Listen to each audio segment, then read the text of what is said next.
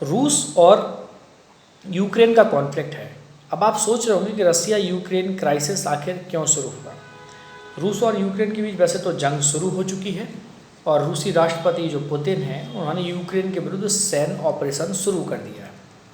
ठीक है, साथ ही उन्होंने यूक्रेनी सेना को धमकी भी दी है कि जल्द से जल्द हथियार डाल दें तो युद्ध को टाला जा सकता है। और रूसी राष्ट्रपति की घोषणा के बाद अब यूरोप में मार्शल लॉ भी लागू कर दिया गया है और यूक्रेन की राजधानी कीव में रूस के द्वारा कुछ हवाई हमले भी किए गए हैं। अब आपको समझाते हैं कि रूस और यूक्रेन के बीच ये विवाद किस चीज़ का है। यूक्रेन की सीमा पश्चिम में यूरोप और पूर्व में रूस के साथ लगती है।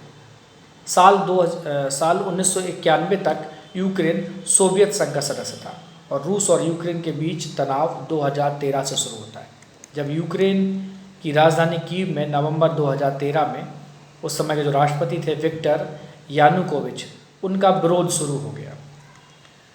ठीक है, रूस का समर्थन था यानुकोविच को, जबकि अमेरिका और ब्रिटेन प्रदर्शनकारियों का सपोर्ट कर रहे थे। यानुकोविच को फरवरी 2014 में देश छोड़कर भागना पड़ा। रूस ने इससे नाराज होकर दक्षिणी यूक्रेन के क्रीमिया पर कब्जा कर लिया, साथ ही वहाँ के अलगाववादियों को समर्थन दिया। अलगाववादियों ने पूर्वी यूरोप के बड़े भाग पर कब्जा कर लिया और उसी समय से ही रूस समर्थक अलगाववादियों और यूक्रेन की सेना के बीच लड़ाई चल रही है। रूस के कारण जो यूक्रेन पश्चिमी देशों से अपने संबंधों को बेहतर बनाने की कोशिश में जुटा हुआ था, जबकि रूस नहीं चाहता कि यूक्रेन के संबंध पश्चिमी देशों से अच्छे बने।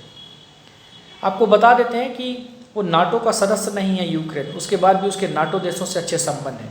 तो 1949 में सोवियत संघ का मुकाबला करने के लिए नाटो की स्थापना हुई थी, जो मैं आपके एक वीडियो में पहले भी बता चुका हूँ। अब यहाँ पर रूस की मांग है कि नाटो यूरोप में अपने विस्तार पर रोक लगाए और रूसी राष्ट्रपति पुतिन ने पिछले हफ्ते भी ये चेताते हुए कहा भी कि यदि रूस के खिलाफ नाटो यूक्रेन की ज़मीन का यूज करता है तो अंजाम बुरा होगा।